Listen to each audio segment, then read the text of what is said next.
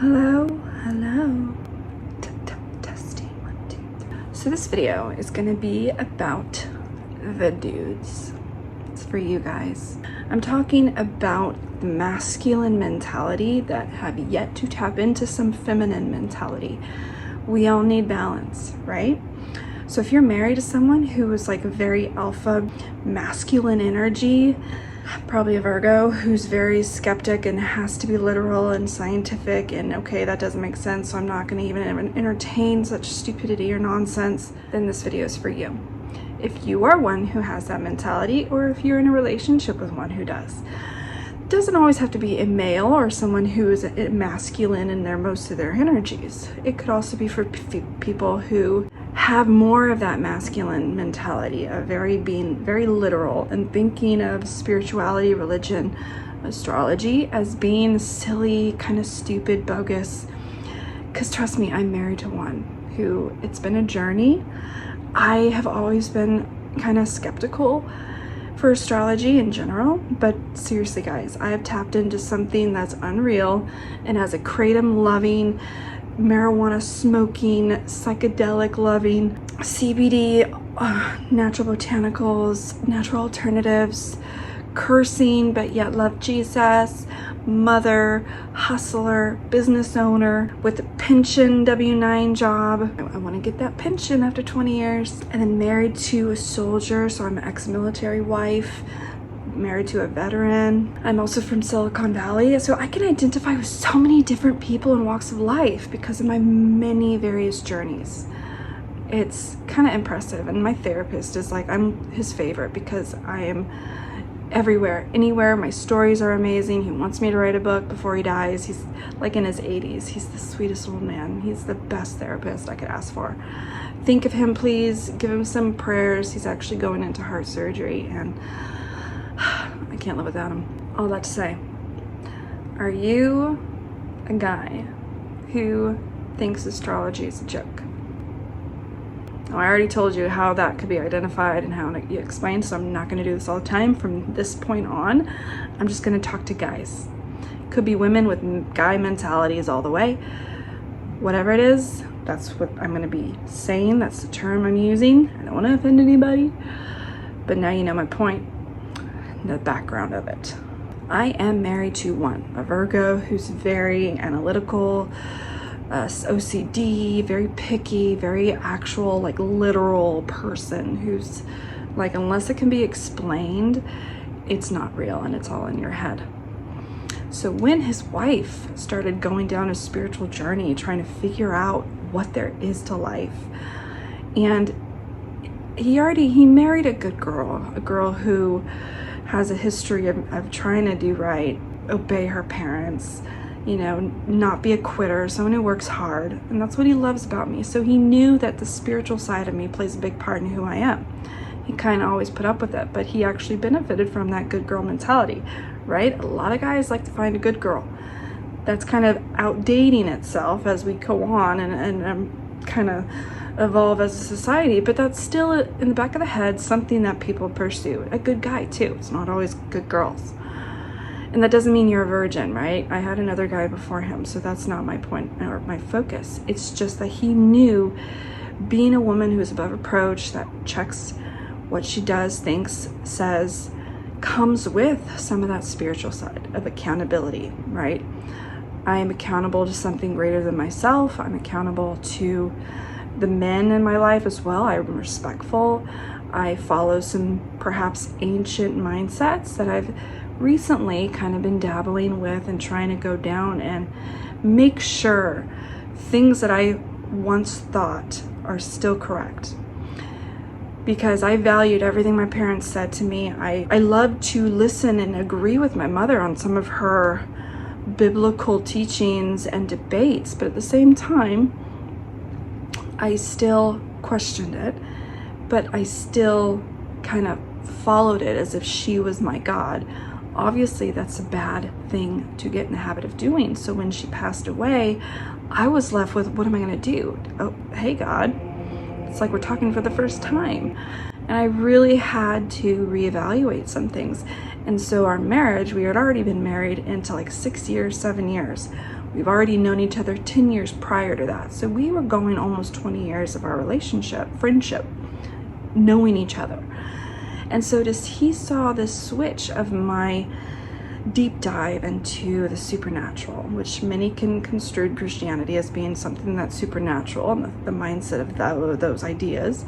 So he grew up Lutheran, but he wasn't really a Bible-thumping, obsessive Christian household. It was just something in the background and something that wasn't really followed, but they still had some morale about them. But because of that lack of in-depth, he kind of was just surface level Christian type mentality.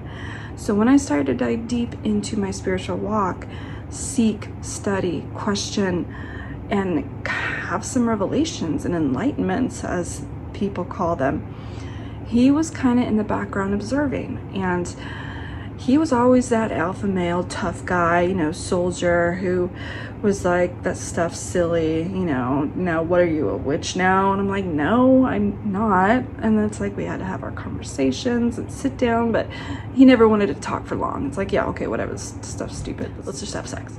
He's a guy.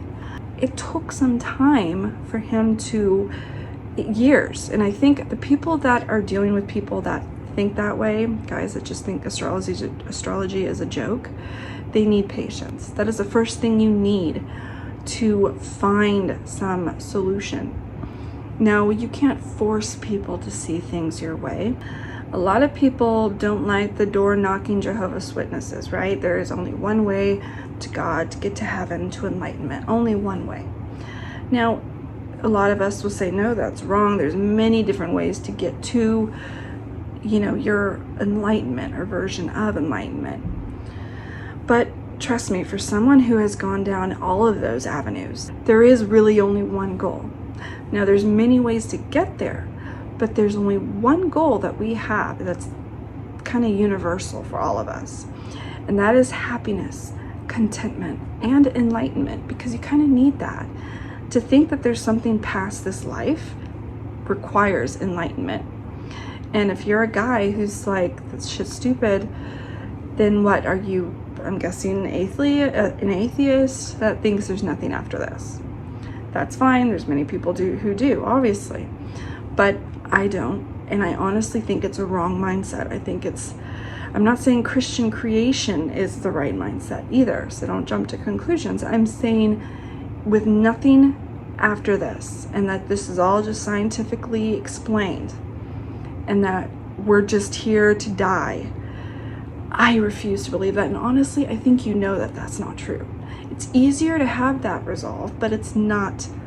I don't think that is accurate. There's so much energies out there in the world, so many amazing, unexplained things that even the biggest atheist can't explain.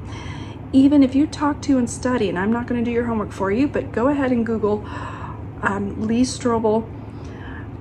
He was an atheist who set out to disprove God in the creation mindset. Now, he hasn't believed the creation part yet, but he actually found God in his quest to disprove God, which is hilarious. The people who do that tend to get more enlightenment at the end of their journey. And I'm not saying they become a Christian. They just become someone who thinks that there are energies out there that cannot be explained, and that there are kind of roadmaps along the way that they discover. And there's still so many things that can't be explained. So eventually, I think people mature out of that atheistic mindset and realize that there is some power out there that is huge and supernatural. I'm not saying it's Christianity. I think religion labeling is horrible and stupid. I think there is a power above us, and we need to find it in our own way. The end goal to succeed into that enlightenment process can have its own fine details, which I think is a personal thing that I won't talk about, because you really have to find that for yourself. And it's different for everyone how they find that out and determine that. But ultimately, it's one end goal, one way, and that's everyone's goal on all of our different avenues. It takes patience, it takes seeking. But to even get to the part of seeking, you have to open your mind. You have to be willing to consider the possibility. So going back on my husband and any other typical guy who thinks astrology is stupid, it took years, and it took him watching and observing someone, aka me, that was on that journey. And that's what he did. And that's what I encourage you to do. Watch someone who's probably the best example of someone who's like loony, I guess, in a sense of spiritual. Watch their life. Watch how they live. Watch what they do. And be careful. Be selective who you choose. Because sometimes people don't make it. They go through their ups and downs, and that does not by any means prove that you're right. It proves that we're human. But you have to have an open mind. And when you start to observe these people, you'll start to notice things. My husband started to notice things that I was dabbling in, and that I was seeking and studying, and conversations that would happen. And I would never preach to him in the sense of like pushing my thoughts. I would kind of intertwine it throughout our lives together as a couple, with a family. And certain things would come up, certain issues would happen, and he was observing and noticing those changes and those weird occurrences, or the growth that he would see in me spiritually and mentally. And it took patience and an open heart and an observation, which you have to have an open heart to observe accurately, to observe where your time is being valued and not wasted. Open heart. So open to differences, open to you might not know everything type shit. You know what I mean? Now, fast forward in our marriage, going on a decade of being married, and I am on my 2-year journey of enlightenment and trying to find some more answers and clarification for me and my belief system, what I value, what I should do, how I should honor what I feel, and practices that I should start to begin to do or put in place or return to doing, whatever it be. I'm trying to gather all that out, and it takes a lot of documenting. And obviously when you have children, that's even more important that you be very careful, but also focused on growth, because it affects your children. Your children are watching you. People are watching you. Skeptics are watching you. And that's unavoidable. That's just the way it is. And we're not perfect. But regardless of being imperfect, people watch and people observe your life. And a lot of times we don't even care about that. We've gotten to a point in our society where it's all about us in a sense, and that we don't care what people observe because it's all about our empowerment. When we forget that we're a community, we are a collective. We all should care how we are coming across to other people. And it's kind of, that process and mindset has been dying lately. And that's, I think, at the core of being open to these things, because it takes some humility. That's the last piece to this process, is the humility part. You have to have humility to be open to the change of your heart and how you view something. So once you open up your mindset and let and allow yourself to take in different information that you otherwise would, cut out and say is stupid, once you grasp it and you see something that kind of jars you, that's when you need the humility to make the change. You need to welcome that in. Sometimes that's embarrassing, right? You have no idea how much I did not want to share any of my spiritual journeys with you guys, with my family, with anyone, because I grew up in such a judgmental family. I know, shocking and rare for us, right? So judgmental. People would testify against me in court. They would be that fucking nosy and in my business, thinking that they know their shit, that they know me, and that they can watch me and identify me and tell me who I am as a person. That's the kind of mindset I grew up with. Being judged, ridiculed, critiqued, made fun of, told that you're doing something wrong, and then treated a certain way, ostracized, not believed. That was my mindset. So I have had to do so much unpacking. And some people just think that that shouldn't have been allowed. Like, it's toxic for you to rehash shit and go back to memory. But those are the same people that are doing their own therapy of their memory, of their own childhood, of their past. But what? I'm not allowed to do the same?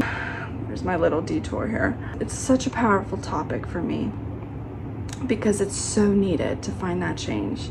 You have to not be afraid of people judging you and thinking things or opening their mouths. Throughout the years, I got used to it. I realized really early on the way people are and how you can't trust blood. You can't trust just anybody, not even your spouse. But getting hard to that is where you need to find the balance. You need to make sure you always remain open, forgiving, understanding, but still guarded in the sense of don't take anything they say to heart. You and God identify who you are. It doesn't matter what anyone else thinks. And that takes humility and understanding, because sometimes you might be wrong and you might need that correction. You might need a change in mindset. But when it comes to a spiritual walk and observation and going deep into my findings, when you're in the middle of it, the thick of it, so many people are not going to understand you. They're going to immediately judge you. They're immediately not going to understand or get you, and they're thinking you're wrong because they're not the ones on that journey. They might be early on in their growth and you're ahead, and they're mentally not able to comprehend it yet because of where they're at in their life. And that is oftentimes the case. I've had so many people come back to me years later apologizing for things I had no idea they thought of, whether that be negative or just thinking I was wrong or whatever it be. People have come to me later on to kind of catch up and say, yeah, you know, you were right about that. I thought you were weird and stupid and like going off your rocker. But then they're realizing they have to realize it on their own. They have to go through their own journey, which takes all those things, lasting, ending up with needing humility to get to that point where they realize something like astrology is not a joke. Channing Tatum came out with that enlightenment mindset. Now, not everything he thought was, accurate, but he was getting there. You could see his eyes were open, and he, I'm sure at this point, has got it nailed down. But that time of being open to those things, he publicized it, which was beautiful to see. And he's, a hot guy who cares about his ego and what he looks like and how people view him. And he was finally not afraid to stand up and say, you know what, there's something to this. There's something to the stars knowing how to help me. Guys, there might be something you're missing. So give it a go. Dabble a little bit. You're not looking stupid. You could do it privately. But there are truths to something. Now, I'm not saying these people all have it right. People go down different roads and they create different religions and mindsets and different denominations because they see something differently, and then they kind of just stop there instead of pushing through and continuing their studies. They'll just get excited once they discover something, and then they'll plant themselves there and enjoy that high that they get from being enlightened about something. And then that's kind of how processes are created. But ultimately, there is only one end, but you have to be open to even start to begin to get there.